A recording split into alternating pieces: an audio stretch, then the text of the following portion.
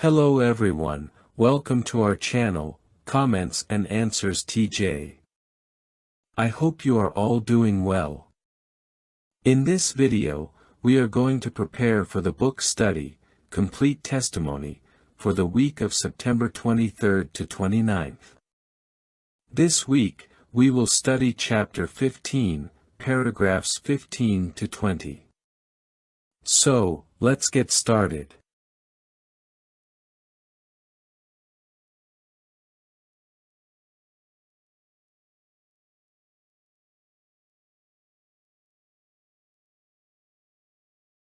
Questions 15 and 16. Why had Timothy earned such a good reputation? Timothy had earned a very good reputation, not because he was particularly attractive, intelligent, or talented, but because of his inner qualities. Although these external traits can impress people, what really made Timothy appreciated by others was his character. His good attitude, his willingness to sacrifice for the brothers, and his hard-working spirit were remarkable, in addition to having sincere and unhypocritical faith. It wasn't his appearance or abilities that made him special, but his personality and spiritual dedication. Additional comments. The reason Timothy had a good reputation was not because of his appearance or talents, but because of his heart and good spiritual qualities. Just as Jehovah told Samuel that he does not look at what humans see, but at what is in the heart, Timothy stood out because his love and sincerity were visible to all. This teaches us that what really matters to God is who we are on the inside, not what others may see.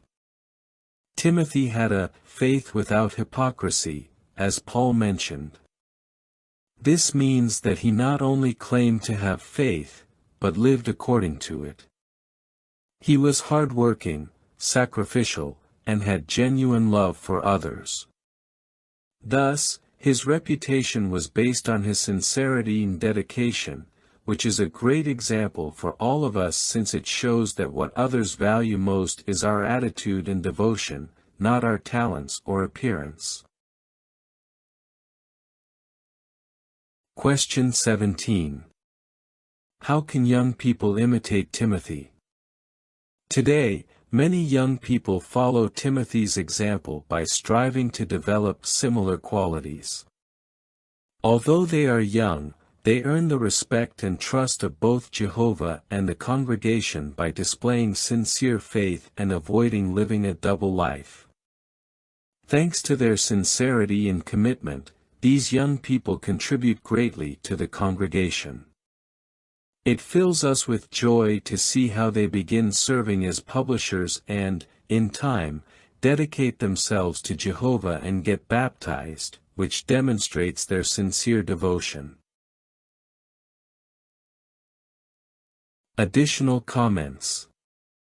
As Proverbs says, having a good reputation is more valuable than any wealth. Young people who, like Timothy, develop qualities such as sincerity and faith, earn the respect of others and, most importantly, Jehovah's approval. This reminds us that being known for having good values and a good heart is worth much more than any superficial success or popularity. In 1 Timothy, young people are encouraged to reflect on their progress. This implies that, like Timothy, young people must continue growing and improving in their faith and actions, ensuring that their life reflects what they believe. This constant effort, far from hypocrisy, is what allows them to be a positive example within the congregation and in their daily lives. Question 18, Part A. What did Paul and Timothy do as traveling overseers? Paul and Timothy traveled to different congregations, delivering the decisions made in Jerusalem. Their work helped the congregations follow the same instructions and remain united. Additional comments. Paul and Timothy not only traveled from city to city, but they carried with them the instructions from the governing body for the congregations. By following these decisions, the congregations were not only organized but grew and strengthened. This shows us how important it is to follow the instructions we receive today, as they are for our spiritual well-being and that of the congregation. Question 18, Part B. How did the congregations benefit? The congregations benefited by following the instructions they received, as this strengthened their faith and helped them grow spiritually and in number. Additional comments. Thanks to the obedience of the congregations to the instructions that Paul and Timothy brought, they became stronger and more united in the faith. Similarly, when we follow the directives of the governing body today, we ensure that our faith and our congregation continue to grow and remain well-founded, something we all need in these times. Questions 19 and 20. Why should we obey those who lead us? Today, just as in the past, Jehovah blesses those who follow the instructions of those who lead them.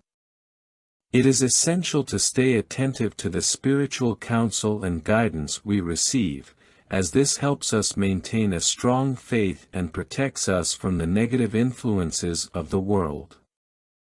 Although the elders and members of the governing body are not perfect, they have proven to be worthy of our trust because they faithfully follow the teachings of the Bible and the example of the apostles.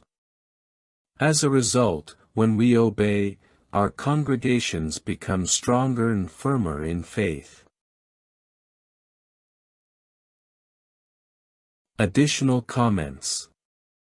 Hebrews teaches us that we should obey those who lead us because they care for our spirituality. Although they are imperfect, as Paul and other elders were in the past, they have been appointed by Jehovah to guide us. Following their leadership is a way to show that we trust Jehovah's direction and to maintain unity in the congregation. As mentioned in Matthew, the faithful and discreet slave has the responsibility to provide us with spiritual food at the proper time. By following this guidance, our faith remains strong and helps us avoid being influenced by the things of the world. This is essential because the global situation is constantly changing, and we need reliable guidance to remain firm. Well, these have been the practical answers for this week's congregation book study. I hope it is of great help to you, my dear brothers and sisters. I send you a big hug, and may Jehovah bless and protect you always.